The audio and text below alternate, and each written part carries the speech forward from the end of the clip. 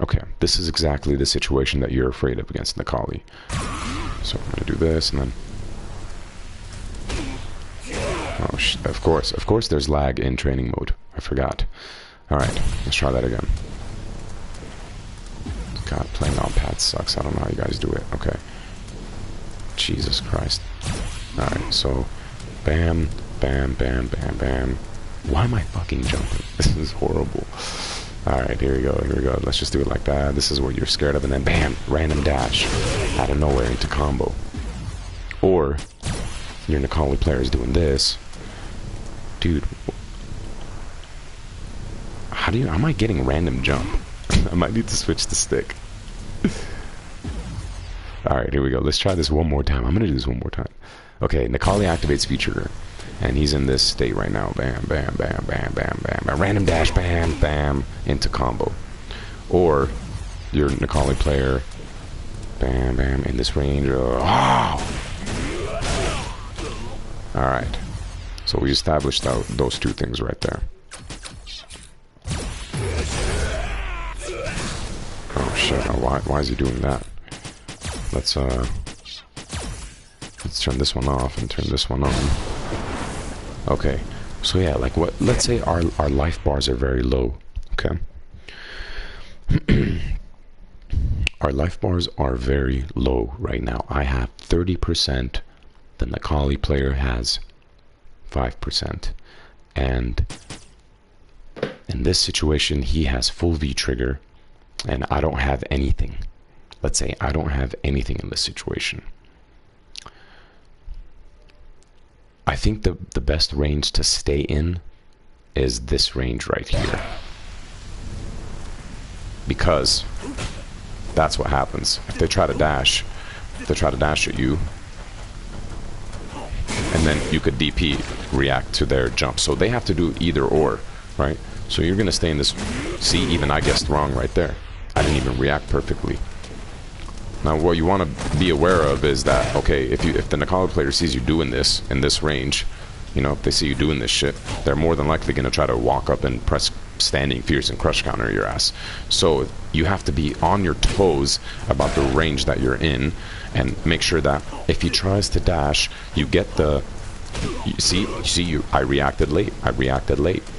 So I know that he's going to eventually dash at me. I just don't know when, but I position myself in the right space in order to catch his jump as well. So you want to position yourself in the perfect range where you're going to catch his jump. Come on, activate trigger, buddy, come on.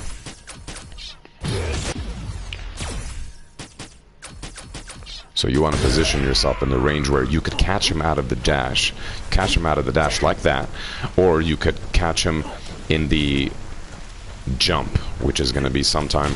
See, I got the dash again, I'm thinking, okay, is he going to jump? He's too far away to crush counter me. Okay, he jumped, right?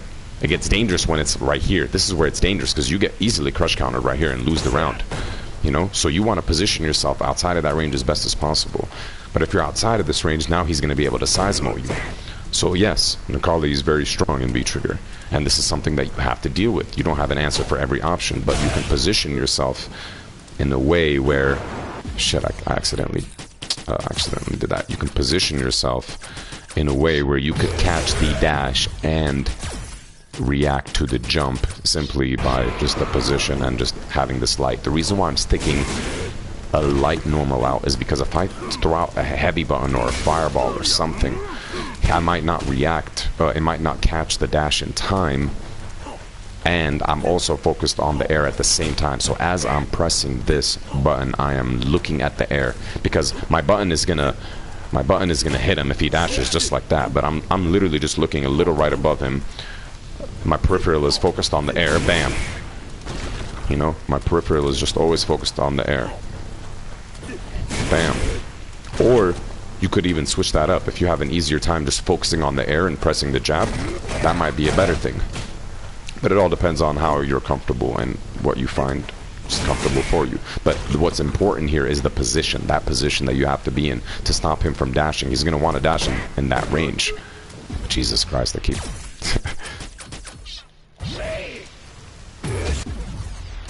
Okay. So yeah, and also the read part of the dash or the jump comes because he doesn't have the life lead. So if the Necalli player or your opponent doesn't have the life lead, they're gonna want to take that. They're gonna have to eventually take a risk, whether it's a special move, dash, or a jump. But if you stick to light normals, such as a jab or a short, you will be able to focus on the air more, because the light normal will hit the jab and your opponent will be more scared to dash because he sees you going ham with these. Like, oh shit, if I dash, I'm gonna die right now. So I have to jump or press a special move. So that kind of eliminates the dash option a little bit, and then that leaves it open for you to anti-air.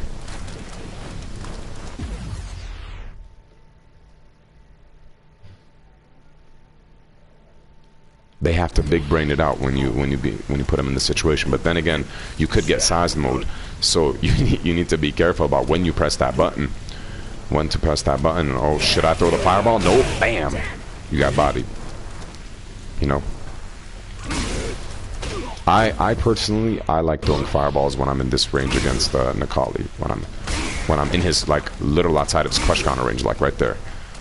I like throwing fireballs in this range because if he's gonna press a button, Jesus Christ, maybe I gotta throw a little further than that.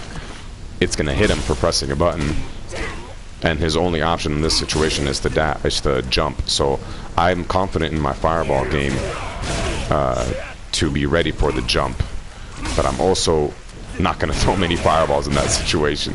You know, I might throw one or two just to like, oh, make him think about it. But yeah, I'm just sticking to the lights here just to catch your dash, because I don't want to get dashed in on, and I don't want to get jumped in on. So I'm just waiting in this position. Bada bing, oh, you dashed at me. I messed up, see? But my initial instinct after blocking that, of course, is just walk back and then try to anti-air.